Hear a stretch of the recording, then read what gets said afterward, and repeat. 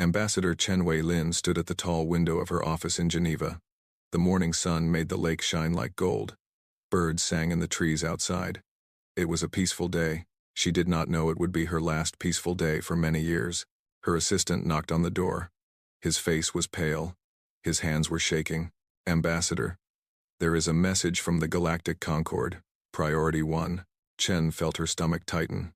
In the 3 years since humanity had made first contact with alien life, she had learned to fear Priority 1 messages. They never brought good news. She sat at her desk and opened the secure channel. The face that appeared on her screen was not human. It belonged to a Kreth, a tall, gray-skinned species with 4 eyes and a mouth full of sharp teeth. This particular Kreth was High Arbiter Voss, one of the most powerful beings in the galaxy. "Ambassador Chen," Voss said. His voice was cold and flat. "The High Tribunal of the Galactic Concord has reached a decision regarding the Thessari refugee crisis." Chen leaned forward. She had heard about the Thessari. 3 months ago, the Valorian Empire had invaded their homeworld. The Valorians were a warrior species. They believed that strength was the only thing that mattered. The Thessari were the opposite, a gentle, peaceful species with no army and no weapons. The invasion had taken only 6 days. Millions had died. The survivors had fled into space with nothing but the clothes on their bodies. "The Concord has decided on a resettlement plan," Voss continued. 6 million Thessari refugees will be transported to Earth. They will arrive in 72 hours. Chen could not speak for a moment. She thought she had heard wrong. "I am sorry," she said slowly. "Did you say 6 million? To Earth?" "That is correct. But we cannot. High Arbiter, Earth has never hosted alien refugees before. We do not have the facilities. We do not know what they eat, how they breathe, what temperatures they need. 72 hours is not enough time to prepare for 6 million people." Voss's 4 eyes blinked slowly. "The Concord understands this will be difficult." "Difficult?" Chen stood up. Her voice rose. "This is impossible. We need time. We need resources. We need help from the Concord. The Concord will not provide assistance. This is a resettlement, not a joint operation. The Thessari are now Earth's responsibility." Chen felt her heart beating fast. She forced herself to stay calm. "May I ask why Earth was chosen for this? Honor?" Something that might have been a smile crossed Voss's face. "Earth is a growing world. The tribunal believes you have room for expansion. And of course there is the matter of your recent behavior in the trade negotiations." Now Chen understood. Last month, she had publicly challenged the Concord's unfair trade rules. She had called them exploitative. She had demanded changes. The other, lesser species had watched in silence, but she had seen hope in their eyes. The Concord did not like hope in the eyes of lesser species. This was punishment, pure and simple. "The Thessari have no value to the Concord," Voss said, as if reading her thoughts. "They have no military strength. They have no rare resources. They have no useful technology. They are, frankly, a burden. We are giving you the opportunity to prove that Earth is as compassionate as you claim. And if we refuse?" Voss leaned closer to the camera. "You will not refuse. The ships are already on their way. If you fire upon them, it will be considered an act of war against the Concord. If you turn them away, the Thessari will die in space, and that blood will be on human hands. Either way, Earth loses." The transmission ended. Chen stared at the blank screen for a long time. Then she picked up her phone and made a call that would change human history. 12 hours later, the United Nations Security Council met in emergency session. The room was full of the most powerful leaders on Earth. Presidents, prime ministers, generals, scientists. They all wore the same expression, fear mixed with anger. Secretary General Amara Okonkwo stood at the podium. She was a tall woman from Nigeria with gray hair and calm eyes. In her 30 years of public service, she had faced many crises, but nothing like this. "Let me make sure everyone understands the situation," she said. "In 60 hours, transport ships carrying 6 million Thessari refugees will enter Earth's atmosphere. They will need food, water, shelter, and medical care. They are not human. We do not fully understand their biology, and the Galactic Concord has made it clear they will not help us." The Russian representative slammed his fist on the table. "This is an act of war. They are using refugees as weapons against us. They are using them as garbage. said the Japanese representative quietly. They are dumping them on us because they do not want them. Then we should dump them right back. The American representative said, let them die in space. That is not our problem. A murmur of agreement went through the room. Chen, who was sitting in the corner, felt sick to her stomach. Secretary General Okonkwo raised her hand for silence. I understand the anger in this room. I share it. The Concord has treated us with contempt since the day we met them. They see us as primitives. They see us as lesser beings. And now, they expect us to fail. They expect us to turn away 6 million innocent people and prove that we are exactly as cruel as they are. She paused and looked around the room. But we are not them. That is the whole point. We are not them. The Brazilian representative spoke up. With respect, Madam Secretary General, we cannot save everyone. We have our own hungry, our own homeless, our own sick. How can we take care of 6 million aliens when we cannot even take care of our own people? We cannot do it alone. Okonkwo agreed. But we do not have to do it alone. Every nation here has something to offer. Land, food, medicine, knowledge. If we work together, we can do this. If we stand divided, we will fail, and the Concord wins. And if we do fail, asked the Chinese representative. What then? Okonkwo looked at him steadily. Then we fail trying. And that is still better than failing because we did not try at all. The debate continued for hours. Some nations refused to participate. Others demanded guarantees that would be impossible to meet. But slowly, painfully, a plan began to form. Not a perfect plan, not even a good plan, but a plan. By the time the sun rose over Geneva, the Global Thesauri Integration Authority had been created. It was underfunded, understaffed, and facing an impossible deadline. But it existed. That was a start.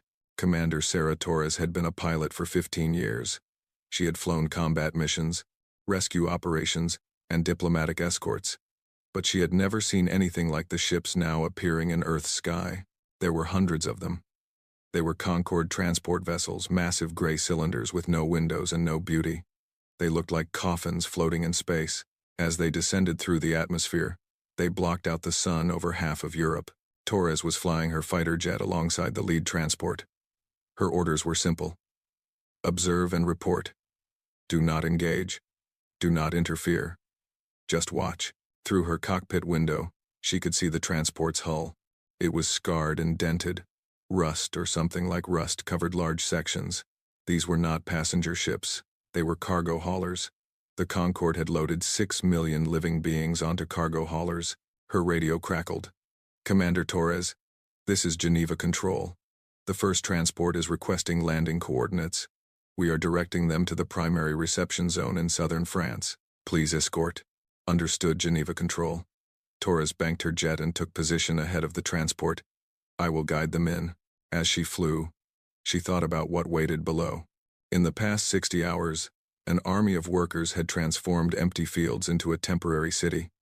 Tents stretched for miles. Water tanks, food supplies, and medical stations had been airlifted from all over the world. Thousands of volunteers had arrived, ready to help. It would not be enough. Everyone knew it would not be enough, but it was what they had. The transport touched down with a sound like thunder. The ground shook. Dust clouds rose into the air. Torres circled overhead and watched as the massive doors began to open. For a long moment, nothing happened. The doors stood open, revealing only darkness inside. Then they came. The Thesauri walked slowly, blinking in the bright sunlight.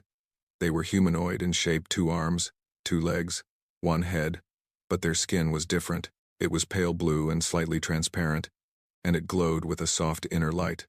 Their eyes were large and dark, like deep pools of water. They had no hair, but delicate patterns of light moved across their scalps like living tattoos. They were beautiful, and they were terrified. Torres watched as the first Thesauri stepped onto Earth's soil. It was a female, carrying a small child in her arms. The child's glow was faint and flickering, a sign of sickness or starvation. Torres would later learn. The mother looked around at the strange world, the strange sky, the strange beings waiting to receive her. Then, a human woman stepped forward. She was a doctor, wearing a white coat and a kind smile. She spoke in slow, clear English, not knowing if the Thesauri could understand. Welcome to Earth. We are here to help you. Please, come with me. The Thessary mother stared at her. The patterns of light on her skin shifted and changed her species' way of expressing emotion. Then, slowly, she reached out and took the doctor's hand. Behind her, thousands more Thessary began to emerge from the transport, and behind them, hundreds more ships were landing across the globe. The largest refugee crisis in human history had begun. High Arbiter Voss watched the footage from his office on the Concorde's capital station. His 4 eyes moved independently, tracking different screens showing different landing sites across Earth. Interesting, he said to his assistant. They are actually trying. It will not last, the assistant replied. Our projections show that Earth's resources will be depleted within 6 months. Their economy will collapse, their governments will fall, and then the Thessary will die anyway, along with millions of humans. It is simple mathematics. Voss nodded slowly. Perhaps, but I have learned not to underestimate these humans. They are unpredictable. Unpredictability is not a strength. It is a flaw. So we have always believed. Voss turned away from the screens. Continue monitoring. I want daily reports on every aspect of this situation. If the humans surprise us, I want to know immediately. Yes, High Arbiter. And what of the Valorians? They are asking if we will take any action regarding their invasion of Thessary Prime. Voss made a sound that might have been a laugh. The Valorians are strong. The Thessary were weak. The strong consume the weak. That is the natural order. The Concorde does not interfere with the natural order. Of course, High Arbiter. After his assistant left, Voss stood at his own window, looking out at the stars. Somewhere in that vast darkness, 6 million refugees were beginning new lives on a primitive planet. He wondered how many would survive the year. He suspected the answer was 0. In a temporary shelter in southern France, a Thessary elder named HFY sat on a thin mattress and looked at the strange ceiling above her. She was 300 years old, middle-aged for her species, and she had seen much in her long life, but she had never imagined she would see her homeworld burn. She had never imagined she would be cast out among the stars like garbage. The humans around her were busy. They moved constantly, carrying supplies, setting up equipment, shouting instructions to each other. They seemed to never rest. And they smiled at her. That was the strangest thing. They smiled. In the Galactic Concorde, no one smiled at the Thessary. They were considered useless, a species with no purpose, taking up space that could be used by others. The Valorians had conquered them easily because no one in the galaxy cared enough to stop it. But these humans, they seemed to care. A young human approached HFY's bed. He was carrying a bowl of something that steamed in the cool air. He could not have been more than 20 years old, with dark skin and bright eyes. Hello, he said slowly. I am Marcus. Are you hungry? HFY did not understand all of his words, but she understood the gesture. She reached out and took the bowl. The food inside was strange, nothing she recognized, but it was warm, and the smell was not unpleasant. She took a small bite. It was not good. It was not meant for her biology, but it was food, and she was starving. The young human watched her anxiously. Is it okay? We do not know what you eat. We are trying to learn. HFY looked at him for a long moment. Then, slowly, she let her skin glow brighter, a sign of gratitude among her people. The human's face lit up with joy. He did not know what her glow meant, but he seemed to understand that it was something good. I will bring more, he said. We will figure this out, I promise. He ran off, and HFY watched him go. Around her, the shelter was full of chaos and confusion. Thessary children cried for parents they had lost. Human doctors struggled to understand bodies that were completely alien to them. Supplies were running low, tempers were running high, and yet, beneath all the chaos, there was something else.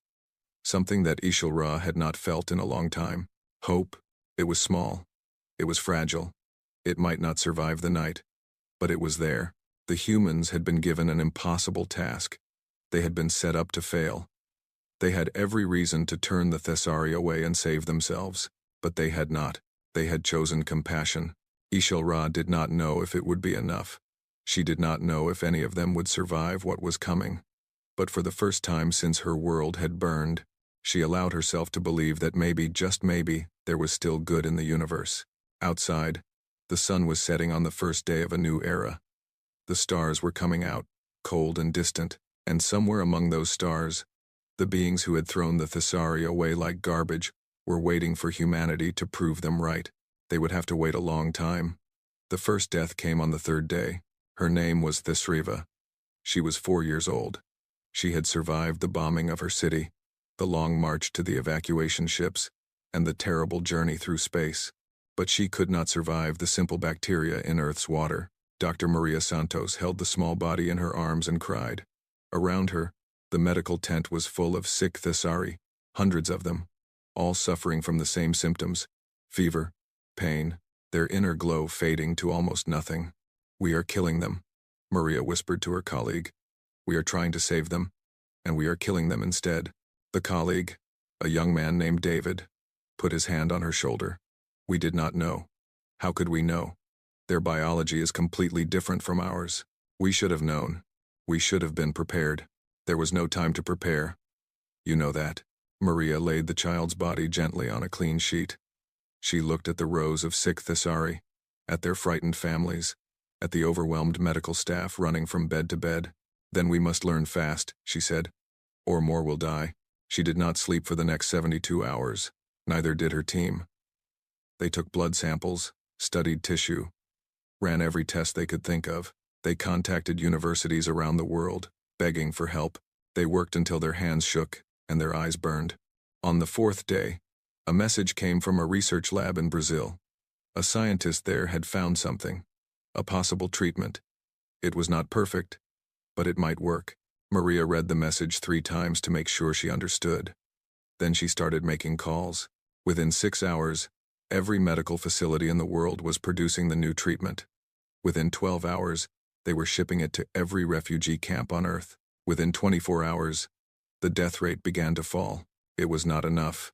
More Thessari died in those first terrible weeks, but fewer died than would have died without the treatment.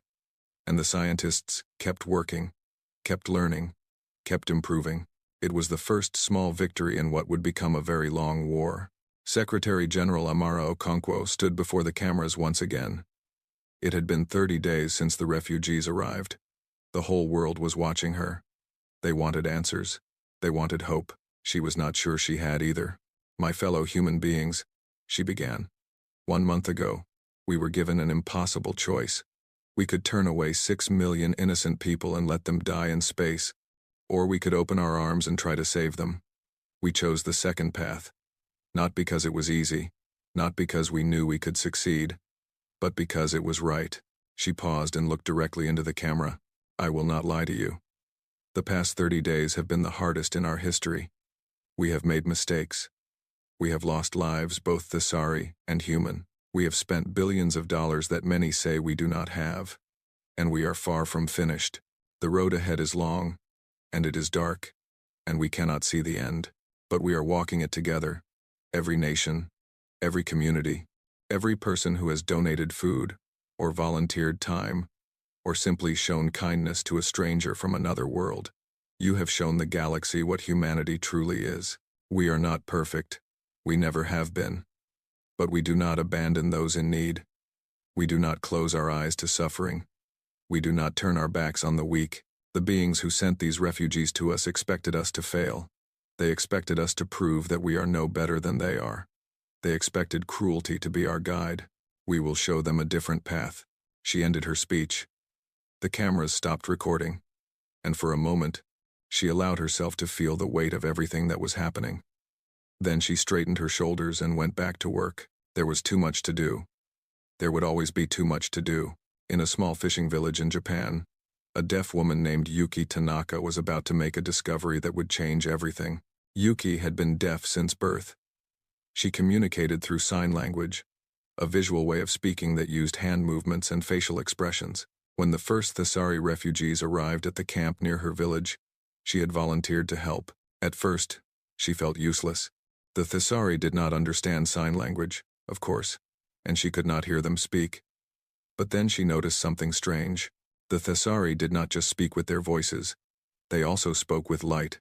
The glowing patterns on their skin changed constantly, forming shapes and movements that seemed to carry meaning. Yuki watched these patterns for hours. She began to see a structure to them, a grammar, a logic. It was a language, a visual language, just like sign language. On the 40th day, Yuki approached a young Thesari girl who sat alone by the fence of the camp. The girl's parents had died on the journey to Earth. She had not spoken to anyone since. Yuki sat down beside her. She did not try to speak. Instead, she raised her hands and made a simple sign, the sign for hello, in Japanese Sign Language. The Thesari girl looked at her with confusion. Her skin flickered with uncertain light. Yuki tried again. She pointed to herself and made the sign for her name. Then she pointed to the girl with a questioning look. The girl stared at her for a long moment. Then, slowly, she raised her own hand. Her skin began to glow in a specific pattern. A pattern that Yuki somehow understood meant friend. Yuki's eyes filled with tears. She nodded and made the sign for friend in return. From that moment, the two of them met every day. Yuki learned the Thesari light language, and she taught the girl Japanese Sign Language. They created a bridge between two worlds, using nothing but their hands and their eyes. Word spread quickly. Other deaf people from around the world came to learn. They discovered that the deaf community could learn Thesari light language much faster than hearing people could. They were already used to visual communication. They understood how to read meaning in movement and pattern. Within months, a new form of communication had been created, a blend of human sign language and Thesari light patterns that both species could understand. It was not perfect, but it worked. The hearing world had always seen deaf people as having a disability. Now, suddenly, they had an ability that no one else possessed. They became the first true translators between human and Thesari. They became the bridges that held two species together. The little deaf woman from Japan had given humanity a gift beyond measure.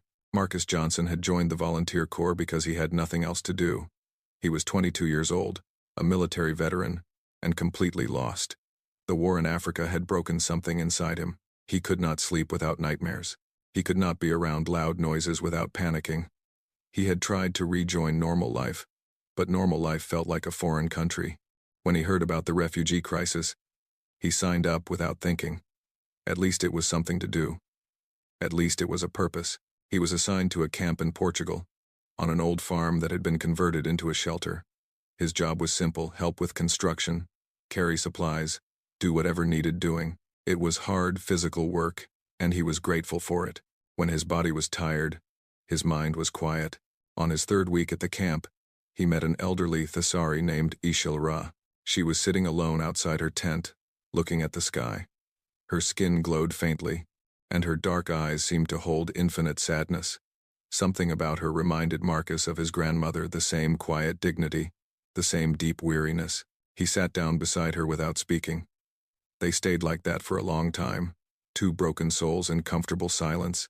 After a while, Ishilra turned to look at him. She did not speak English well yet, but she was learning. "You carry pain," she said softly. "I can feel it." Marcus was surprised. "You can feel it? How?" "My people are empaths. We sense emotions. Yours are very loud." Marcus did not know what to say to that. He was not used to talking about his feelings. He was not sure he even knew what his feelings were anymore. Ishilra reached out and touched his arm. Her fingers were cool and slightly damp, like touching morning dew. "You do not need to speak," she said. "I can help, if you allow me." "Help how?" She did not answer with words. Instead, her skin began to glow more brightly, and Marcus felt something strange happening. It was like warmth spreading through his chest, loosening knots he had not even known were there. The constant tension in his shoulders began to fade. The racing of his heart slowed. For the first time in years, he felt something like peace. When Ishilra removed her hand, Marcus was crying. He did not know why. He just sat there and cried, and she sat beside him without judgment. "What did you do to me?" he asked finally. "I helped you feel what you have been hiding," she said. "Your pain is still there. It will take time to heal, but you do not have to carry it alone." From that day forward, Marcus came to sit with Ishilra every evening. Sometimes they talked, sometimes they just sat in silence. And slowly, session by session, he began to heal. He was not the only one. Word spread about what the Thesari could do. Their empathic abilities, which had been useless in a galaxy that valued only strength and power, proved to be invaluable on Earth. They could help with trauma, they could calm fear and anger, They could help people understand each other in ways that words alone could never achieve. The species that the Concord had called worthless was turning out to be worth more than anyone had imagined. High Arbiter Voss read the report with growing unease. It had been 100 days since the refugees arrived on Earth. According to all projections, the human economy should have collapsed by now. Food riots should have begun. Governments should have fallen. None of that had happened. "Explain this," he demanded of his assistant. "How are they still functioning?" The assistant shifted nervously. "It appears the humans have implemented several creative solutions.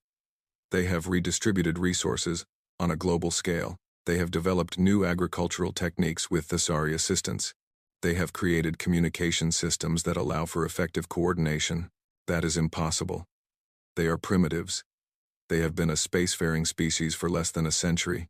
Yes, High Arbiter. And yet the data is clear. They are not only surviving, they are adapting."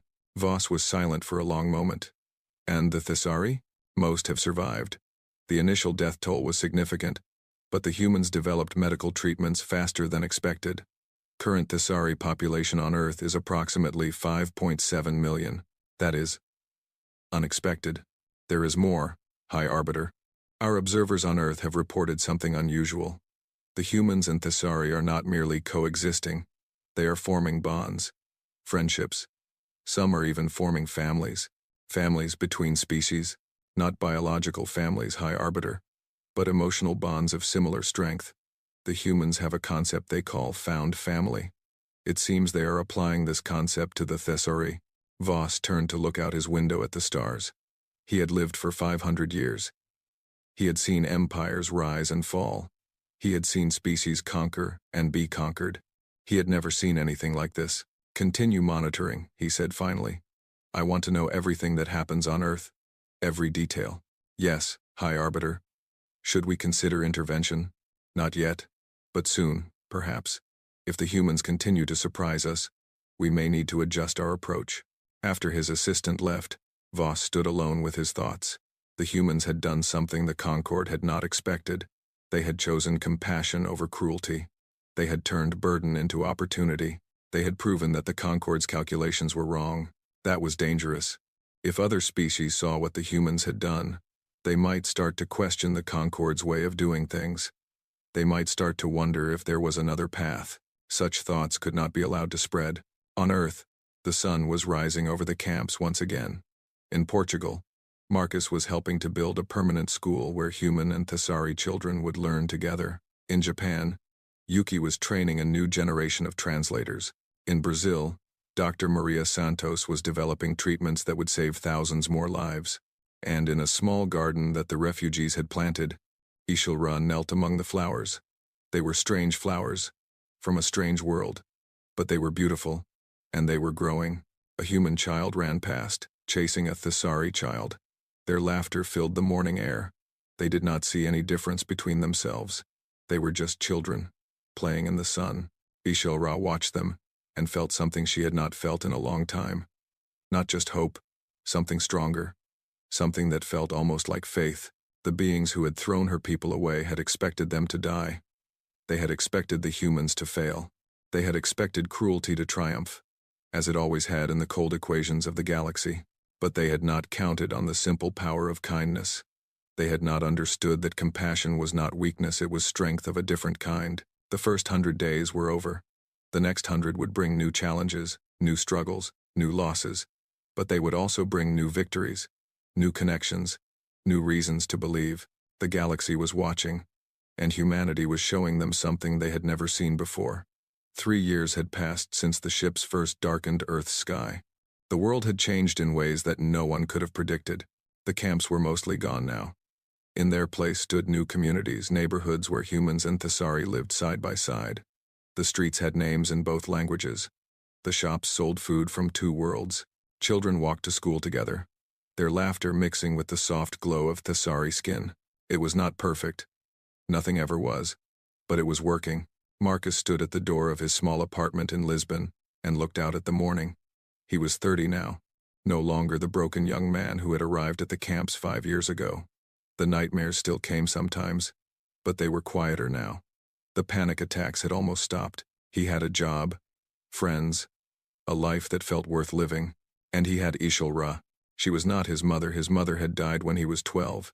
She was not his grandmother had passed away while he was at war. But she was something, family, in a way that had no name but was no less real. She had saved him. Her patient kindness, her gentle healing, her willingness to sit with him through his darkest hours, she had given him back to himself. And in return, he had helped her navigate this strange new world. He had taught her English, shown her how to use human technology, defended her against those who wished her harm. They were each other's bridge between two worlds. This morning, he was taking her somewhere special. It was a surprise, and he was nervous. He hoped she would like it. The hover bus took them across the city to a new building on the waterfront.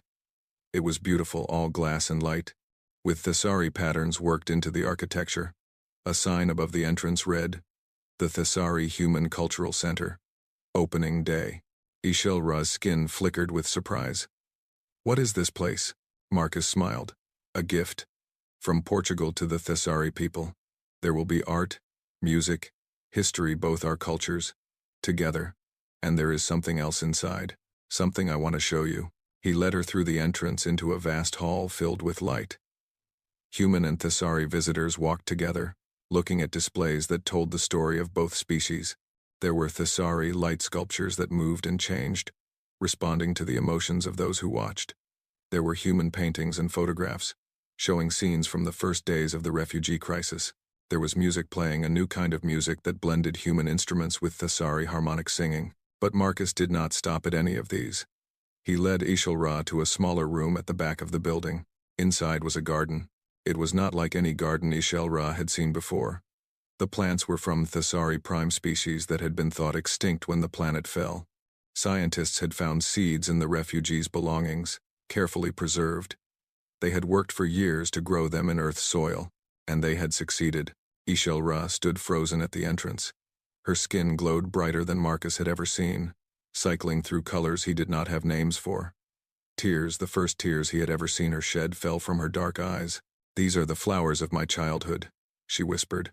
"I thought I would never see them again." She walked slowly into the garden, touching each plant as if it might disappear. Some of the flowers responded to her presence, their petals opening wider, their own faint glow increasing. "How?" she asked. "How is this possible?" Marcus stood beside her. "A lot of people worked very hard. Scientists, gardeners, Thessari who remembered the old growing techniques. It took 3 years, but we wanted you to have a piece of home. This is not just for me. No, it is for all of your people. But I wanted you to see it first, because you helped me find my home again, HFY. I wanted to do the same for you." She turned and embraced him. Her arms were thin and cool, but her glow was warm against his skin. For a long moment, they simply held each other, two survivors, two healers, two friends. "Thank you," she said. "Thank you for not giving up on us. On any of us. Thank you for not giving up on me," he replied. In Geneva, Ambassador Chen Wei-Lin sat in her office and reviewed the latest reports. The numbers were remarkable. Thessari integration had exceeded every projection. Unemployment among refugees had dropped to just 12%. Crime rates in mixed communities were lower than in human-only areas. And the Thessari contributions to human society had become impossible to ignore. Their empathic abilities had revolutionized mental health treatment. Therapists trained in Thessari techniques were helping humans overcome trauma, addiction, and emotional disorders that had resisted all other treatments. The suicide rate in countries with large Thessari populations had dropped by 30%. Their agricultural knowledge had solved food shortages in dozens of developing nations. The bioluminescent algae farms they had designed produced more protein per acre than any human technology. And they did it without harming the environment. Regions that had struggled with hunger for generations now had food to spare. Their art and music had captured human hearts. Thessari light sculptures were displayed in museums around the world. Thessari composers had won human awards. A new generation of artists, both human and Thessari, was creating works that neither species could have imagined alone. It was not just coexistence. It was something deeper. Something that was changing both species for the better. Chen looked up as her assistant entered.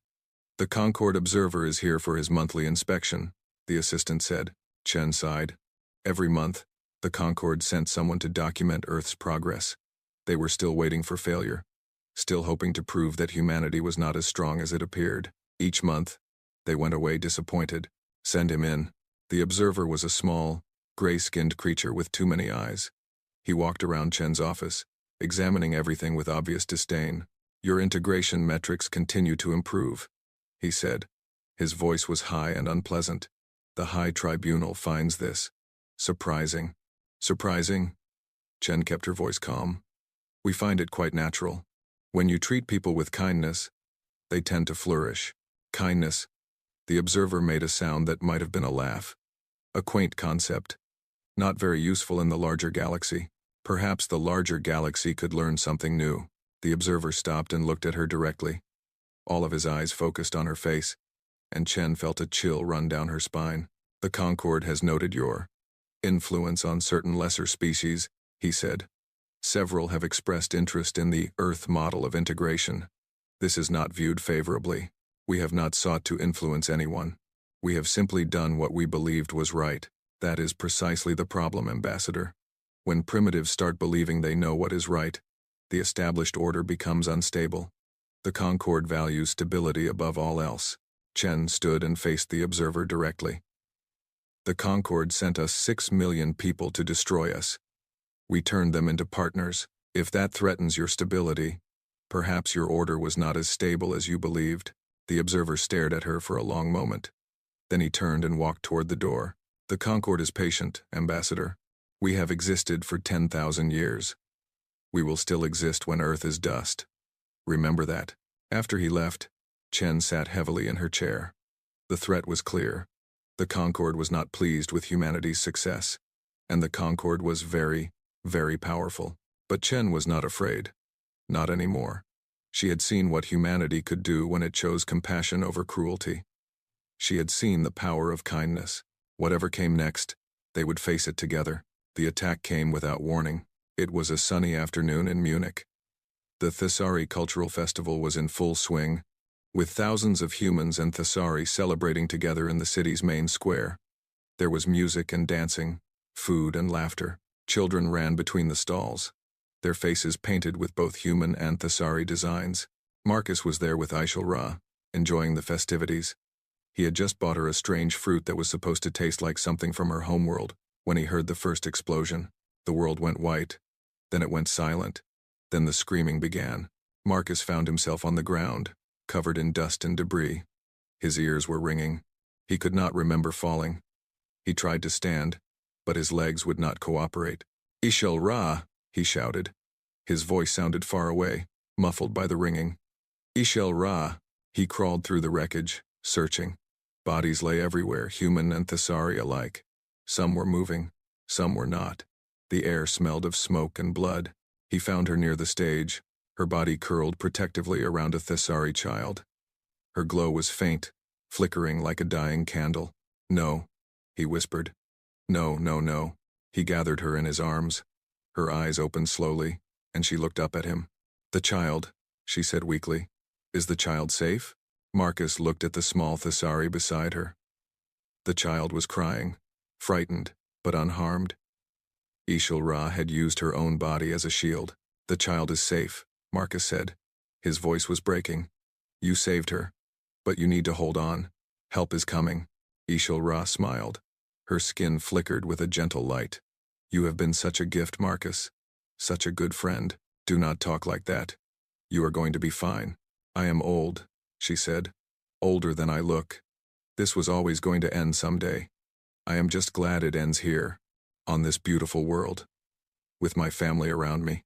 "Please," Marcus begged. Tears streamed down his face. "Please do not leave me." Ishel-Ra reached up and touched his cheek. Her fingers were cold. "I will never leave you. I am part of you now. All the love I gave you, it lives inside you. Pass it on. That is how we survive." Her light faded, her eyes closed, and she was gone. Marcus held her body and wept. Around him, the city burned. Somewhere in the distance, sirens wailed. But all he could see was the gentle old soul who had saved him, who had loved him, who had given everything to protect a child she barely knew. The attack killed 40 Thesari and 12 humans. A group calling themselves Humanity First claimed responsibility. They said the Thesari were a threat, that they were stealing human jobs and corrupting human culture. They said the attack was just the beginning. They were wrong. In the days that followed, something remarkable happened. Instead of turning against the Thesari, humanity turned toward them. Vigils were held in every major city. Millions marched in solidarity. Donations poured in to help the victims and their families. World leaders gave speeches condemning the attack. Ordinary people opened their homes to frightened Thesari neighbors. Human children held hands with Thesari children and promised to protect them. The attackers had wanted to drive the two species apart. Instead, they had driven them closer together. At HFY's memorial service, Marcus stood before thousands of mourners, human and Thesari alike. He spoke about her kindness, her wisdom, her gentle healing hands. He spoke about what she had taught him, that compassion was not weakness, that love was stronger than hate, that two species from different stars could become family. They wanted us to be afraid, he said, his voice steady despite his grief. They wanted us to turn on each other. But that is not who we are. That is not what HFY taught us. She taught us that we are stronger together. She taught us that kindness is the most powerful force in the universe. And as long as we remember that, as long as we live by that truth, she will never truly be gone. The crowd glowed in response, Thesari light patterns spreading through the assembly like a wave. And the humans among them raised candles and phones, adding their own light to the darkness. Two species, standing together, refusing to give in to fear. It was exactly what HFY would have wanted. The Concord observers recorded everything. They transmitted the footage to the High Tribunal, expecting it to confirm their predictions. The humans were fighting among themselves. The integration was failing. Soon, the whole experiment would collapse. But when High Arbiter Voss reviewed the footage, he saw something different. He saw a species that had been attacked and had responded not with division but with unity. He saw humans and Thesari standing together, refusing to be broken. He saw a threat. Increase surveillance, he ordered, and begin contingency planning. If Earth continues on this path, we may need to take more direct action. What kind of action, High Arbiter? Voss turned back to the screens, watching the memorial service unfold. The kind that ensures this disease of compassion does not spread beyond their little planet. On Earth, the sun was setting on another day. In the streets of Munich, humans and Thesari were cleaning up the rubble together. In the skies above, the stars were coming out cold and distant, watching. A storm was coming. But for now, there was peace, and hope, and the unbreakable bond of two species who had chosen love over fear. It would have to be enough. 7 years after the refugees arrived, Ambassador Chen Weilin received a secret message. It came in the middle of the night, through channels so encrypted that even Earth's best computers could barely read it. The sender was anonymous, but the message was clear. We need your help. The Valorians are coming for us next. The Concord will not protect us. You are our only hope. Chen sat alone in her office and stared at the screen. The message was from the Keth, a small, peaceful species who lived on a planet at the edge of Valorian space. They were farmers and artists, with no weapons and no military. They were exactly the kind of species the Valorians loved to conquer, and they were asking Earth for help. Chen thought about what this meant. Earth had no real military power compared to the great galactic empires. Their ships were small and slow. Their weapons were primitive. If they tried to fight the Valorians directly, they would be destroyed in hours. But there were other ways to help. She sent a reply. We cannot protect you from invasion, but if you can reach Earth, we will give you sanctuary. Spread the word to others who need help. Our doors are open. Within a week, 3 more species had sent similar messages, then 5 more, then 12. The galaxy was watching Earth, and the galaxy was taking notes. High Arbiter Voss summoned an emergency session of the High Tribunal. The meeting chamber was vast and cold, designed to intimidate lesser beings. Hundreds of representatives from the galaxy's most powerful species sat in tiered rows, looking down at a central platform. Today, that platform was occupied by Voss and his display screens. The human problem has grown beyond acceptable limits, Voss announced. His voice echoed through the chamber. What began as a simple disposal of unwanted refugees has become a threat to galactic stability. He activated the screens, showing images and data. In the past 7 years, Earth has successfully integrated over 6 million Thesari refugees. This alone was unexpected, but now they are expanding their influence. 12 lesser species have secretly requested asylum on Earth. 18 more are considering it. If this trend continues, humanity will become a rallying point for every weak and useless species in the galaxy. A Valorian commander stood. He was huge and muscular, with red skin and a face built for war. "Let me take my fleet to Earth. I will end this problem in a single day." "That would be unwise," said a representative from the Trade Coalition. "Earth has significant economic ties with over 40 conquered members. An attack would disrupt trade severely. Then we strangle them slowly," suggested a voice from the shadows. "Economic sanctions, diplomatic isolation, cut off their access to galactic resources." Voss raised a hand for silence. "All options are being considered. But first, we must understand what makes the humans so appealing to these lesser species. Our analysis suggests it is something called compassion, a primitive emotional response that prioritizes the welfare of others over rational self-interest." The Valorian commander laughed. "Compassion? That is their weapon? We crush compassion beneath our boots every day. Perhaps that is why they fear you," Voss said. "And why they turn to the humans instead." The chamber fell silent. For the first time, the great powers of the galaxy considered that their strength might also be their weakness, that their cruelty might be driving others away.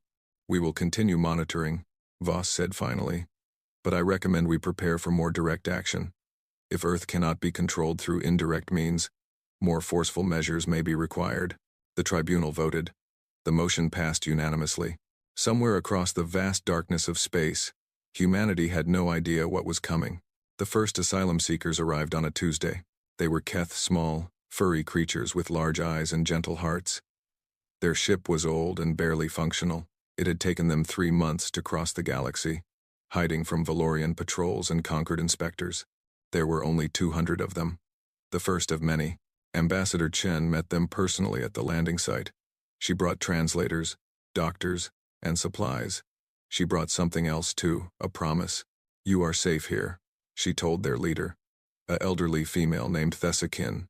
"You have nothing to fear anymore." Thessakin looked at her with huge wet eyes. "You do not know what you risk by helping us. The Concord will not forgive this." "The Concord did not forgive us for surviving," Chen replied. "They did not forgive us for succeeding. They will not forgive us no matter what we do. So we might as well do what is right." The Keth were settled in a community in New Zealand. Within months, they had become valuable members of their new home. Their skills in agriculture and animal husbandry helped local farmers increase their yields. Their gentle nature made them beloved by human children. Their gratitude was boundless, and they were not alone for long. More ships came. The Venthi, a species of engineers whose planet had been stripped of resources by the Concord. The Solori, aquatic beings whose oceans had been poisoned by Valorian weapons testing.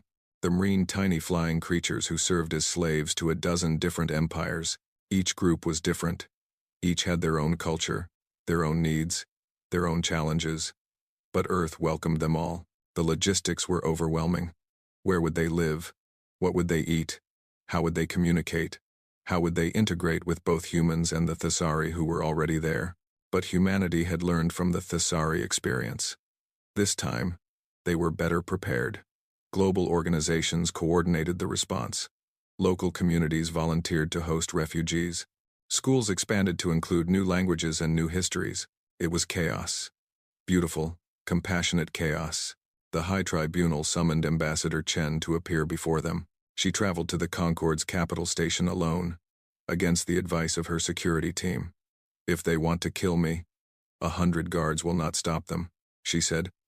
"Better to face them with dignity." The journey took 2 weeks. When she arrived, she was escorted through corridors designed to make her feel small. The ceiling was 100 meters high. The walls were carved with images of Concord victories. Every surface screamed power. She was not impressed. The tribunal chamber was packed. Representatives from every major species had come to witness humanity's humiliation. The air was thick with hostility. High Arbiter Voss stood at the center, his 4 eyes fixed on Chen. "Ambassador Chen Wei Lin of Earth," he announced. You stand before the High Tribunal to answer for your species' crimes against galactic order. Chen walked calmly to the platform. She looked up at the assembled powers without fear. What crimes, specifically? You have harbored refugees from Concord-sanctioned operations. You have interfered with the natural order of galactic civilization. You have encouraged resistance among lesser species. We have shown kindness, Chen interrupted. That is our crime. We have treated others as we would wish to be treated. We have offered hope to those who had none. If these are crimes in the Concord's eyes, then we plead guilty. The chamber erupted in noise. Some shouted angrily. Others simply stared in disbelief. No one spoke to the High Tribunal like this. No one. Voss raised his hand for silence. You do not seem to understand your position, Ambassador. Earth is a minor planet, with no military power, and no political standing. We could destroy you with a single fleet action. Chen smiled. It was not a nervous smile. It was the smile of someone who had nothing left to lose. You could try, she said, but I do not think you will. Oh, and why is that? Because the galaxy is watching. Right now, species across the Concord are seeing this trial. They are watching how you treat a species that chose compassion over cruelty, and they are asking themselves, if Earth can stand up to you, why can we not do the same? She turned slowly, addressing not just Voss but the entire assembly. You gave us your unwanted. You're broken. You're condemned. You expected us to fail. You expected us to prove that we were no better than you, that kindness was a weakness, that compassion was a flaw. But we did not fail. We built something beautiful. We proved that there is another way. And now, species across the galaxy are looking at Earth and wondering if maybe, just maybe, the Concord has been wrong all along. The chamber was utterly silent. You can destroy us, Chen continued. You have the power, but you cannot destroy what we represent. The idea of compassion is out there now. It is spreading, and no fleet, no army, no tribunal can stop an idea whose time has come. She stood straight and proud, a single human facing the might of a galactic civilization. So do what you will. Earth is not afraid. The tribunal deliberated for 3 days. In the end, they decided on sanctions rather than war. Earth would be cut off from certain trade routes.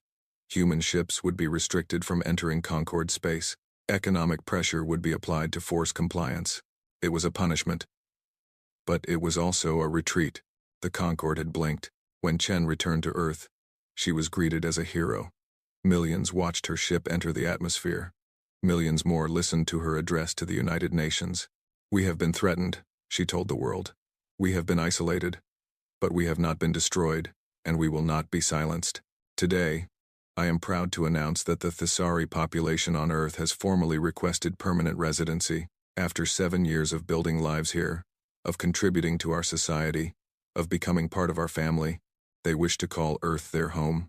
I am also proud to announce that a global referendum will be held next month. The people of Earth will vote on whether to grant the Thesari and all other refugee species full citizenship and the right to remain. The referendum campaign was fierce. Some opposed integration, arguing that Earth should focus on its own people.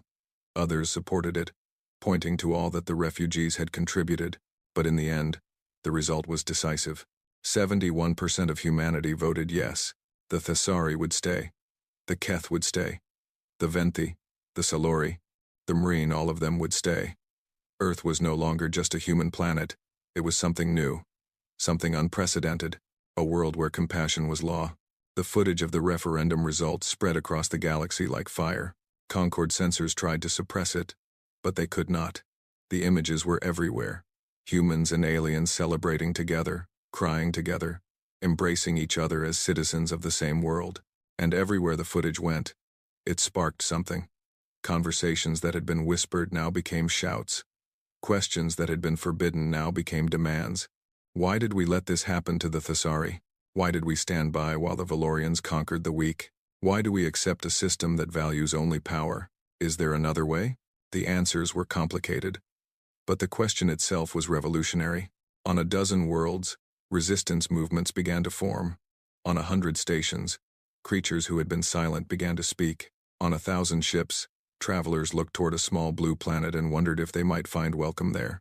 The Concord had ruled for 10,000 years. It had seemed eternal, unchangeable, a fact of galactic life. But now, for the first time, cracks were appearing in the foundation, and in the chambers of the High Tribunal, High Arbiter Voss stared at his screens and felt something he had not felt in centuries: fear. They are just primitives, his assistant said. They cannot threaten us. They have no power. They have something worse than power, Voss replied quietly. They have hope, and hope is contagious. He turned away from the screens, his 4 eyes dark with worry. Prepare the contingency plans. All of them. If we cannot contain this peacefully, we will contain it by force. Yes, High Arbiter. And the Valorians? Voss was silent for a moment. Then he made a decision that would change the course of galactic history. Tell the Valorian commander that the Tribunal will not interfere if he wishes to. Remind Earth of its place. Quietly. Without official sanction. You want them to attack Earth? I want this problem solved. By any means necessary. In the cold darkness of space, war machines began to move. And on Earth, the people who had chosen compassion went about their daily lives, unaware of the storm that was gathering, but they would learn soon. And when they did, they would discover that the bonds they had built, the love they had shared, was stronger than any weapon. The galaxy was about to find out what humans were really made of. 10 years after the refugees arrived, the Valorian fleet came for Earth. The first warning came from a Venthi engineer who worked on a station near Valorian space.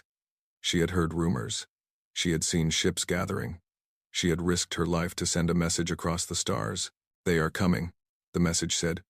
40 warships, the largest fleet they have ever assembled. They will be at Earth in 30 days. Ambassador Chen received the message at 3 in the morning. She did not sleep for the rest of the night. By dawn, every world leader had been informed. Emergency meetings were held in every capital. Military advisors calculated odds and scenarios. The numbers were not good. Earth's defensive fleet consisted of 50 small patrol ships, designed for rescue missions and asteroid mining.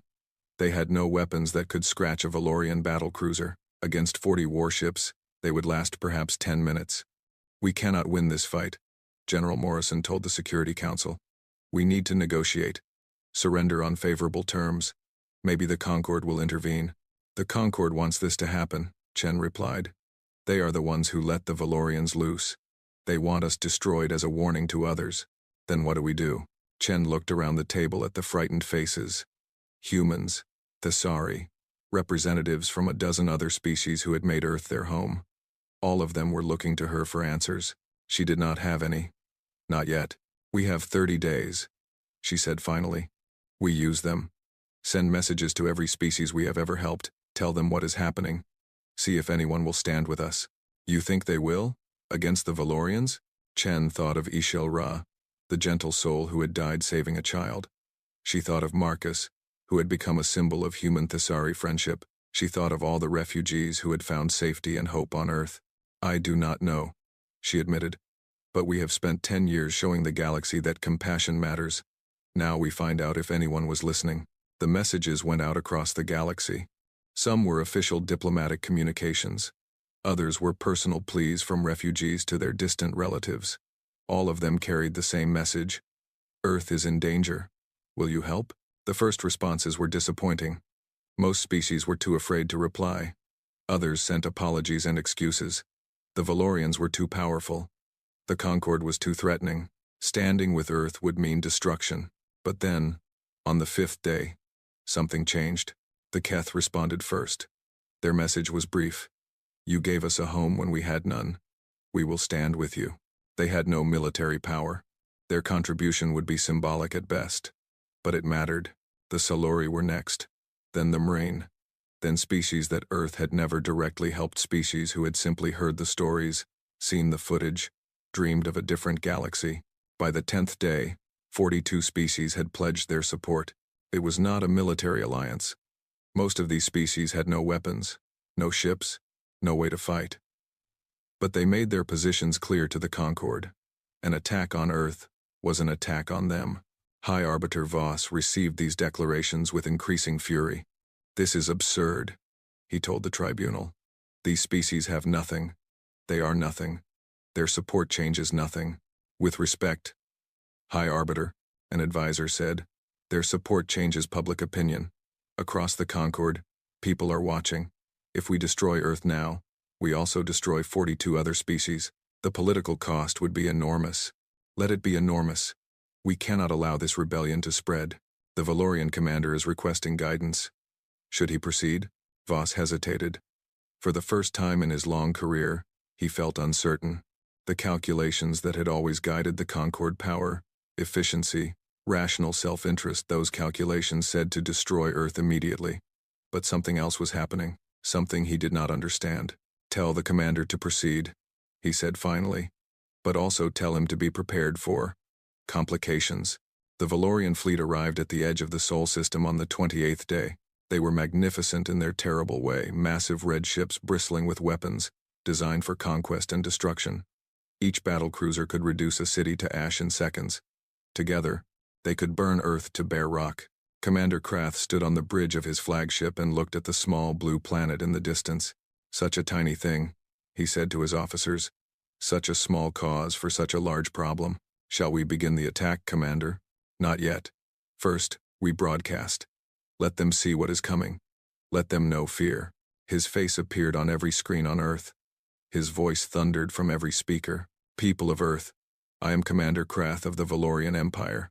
You have defied the natural order. You have sheltered the weak and given hope to the hopeless. For these crimes, you will be destroyed. You have 1 hour to surrender unconditionally. Your leaders will be executed. Your population will be enslaved. Your planet will become a mining colony for the Empire. If you do not surrender, we will simply kill everyone. Choose quickly. The broadcast ended. Across Earth, billions of people stared at their screens in horror. In shelters and homes, parents held their children. In churches and temples, people prayed. In military bases, soldiers prepared for a battle they knew they could not win. But in the Thessari communities, something else was happening. The elders were gathering. The leaders of every refugee species were coming together. And at the center of them stood a figure that no one had expected. Matriarch Ishilra, not Ishilra who had died in Munich. Her daughter, named in her honor, raised on her stories, trained in her wisdom. The young matriarch was only 40 years old, barely an adult by Thessari standards, but she had grown up on Earth. She had seen what was possible when species chose love over fear, and she was not willing to let it end. I will speak to them, she told the gathered leaders. I will speak to everyone. The Valorians will not listen, a Keth elder said. They only understand force. I am not speaking to the Valorians, the young matriarch replied. I am speaking to their crews, to their soldiers, to every being on those ships who has ever dreamed of something better. She walked to a communication console. Her skin glowed brighter than anyone had ever seen, brilliant patterns of light that spoke of love and hope and defiance. Broadcast this on all frequencies, she said. Let everyone hear. The message went out across space. It reached the Valorian fleet. It reached the Concord stations. It reached every ship and every world that had the technology to receive it. And on the bridge of his flagship, Commander Krath watched as a young Thessari female appeared on his screens. My name is Ishilra, she said. 10 years ago your Concord threw my people away like garbage. They dumped us on a planet of primitives and expected us to die. They expected the humans to fail.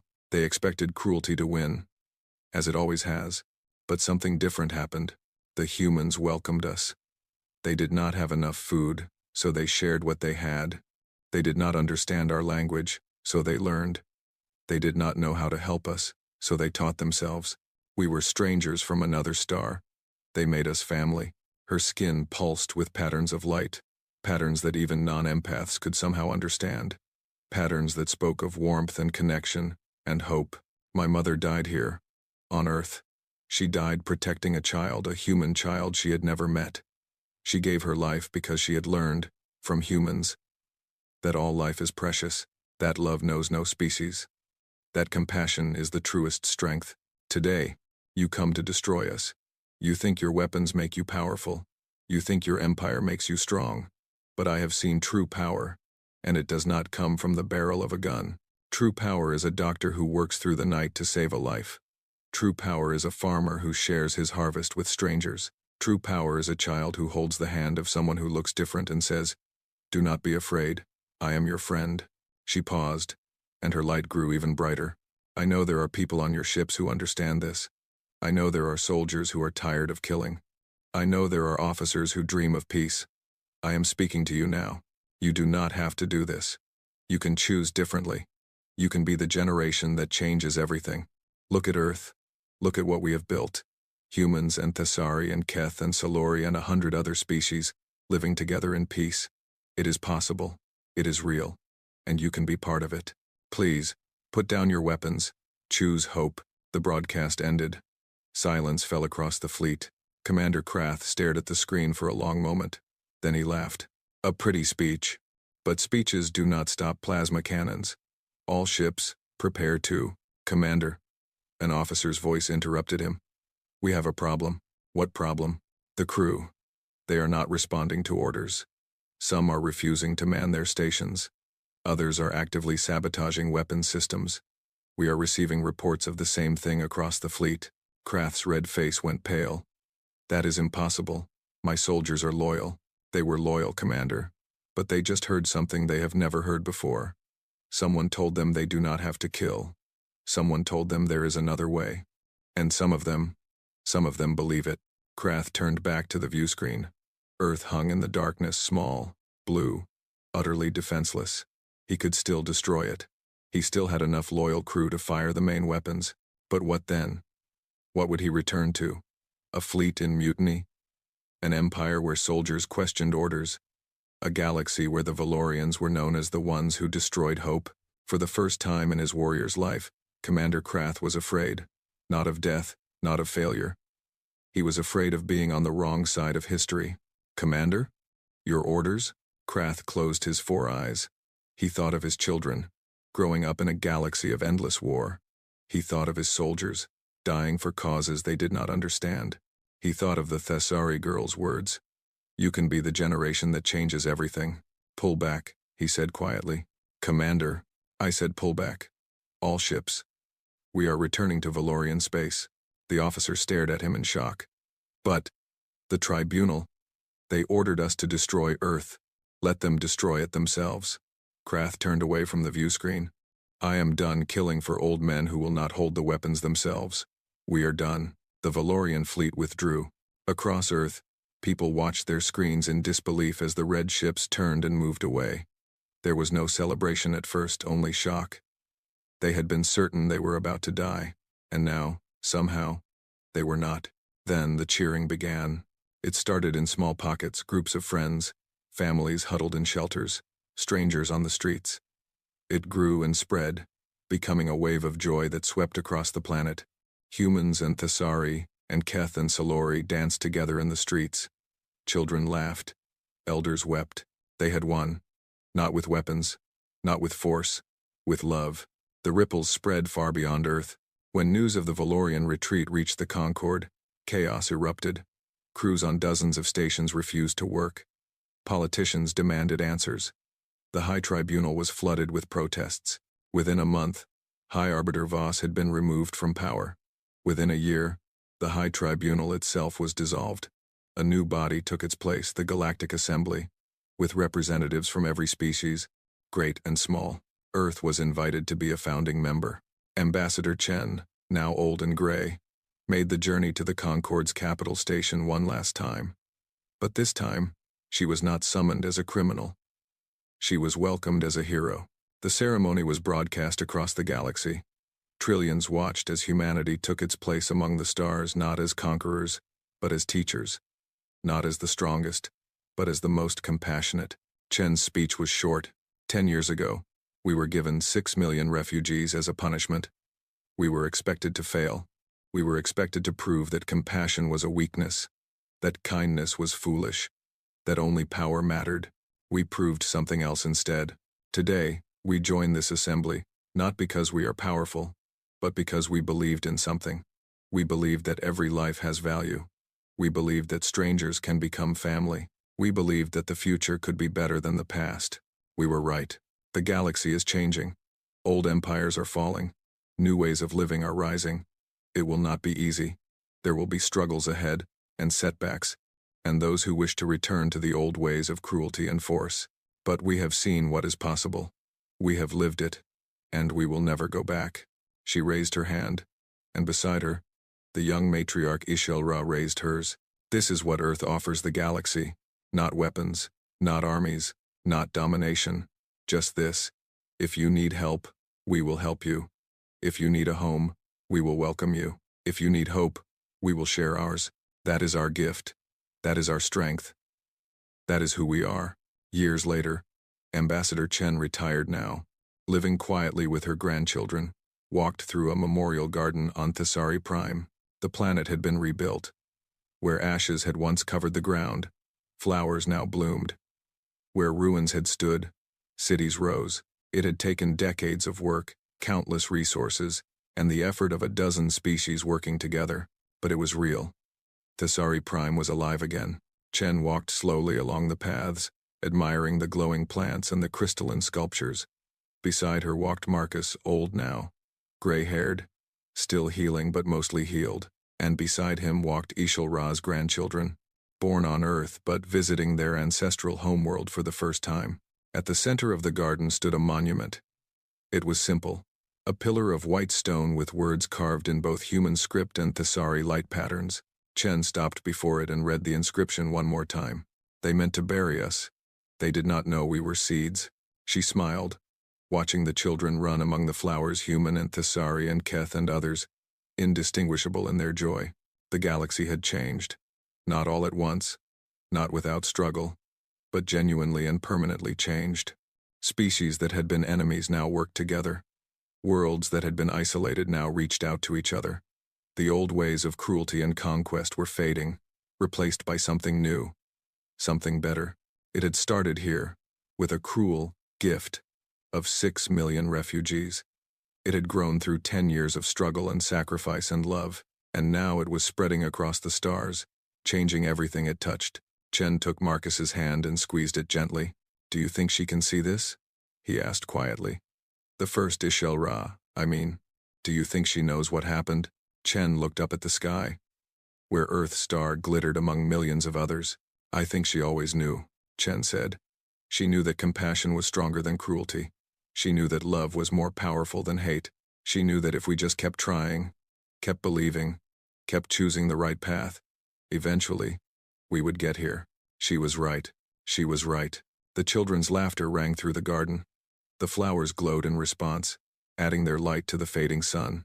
And somewhere, in the vast darkness between the stars, the future was being born, a future of cooperation instead of conquest, of compassion instead of cruelty, of hope instead of fear, all because, 10 years ago, humanity had made a choice, not the path of cruelty, the path of love.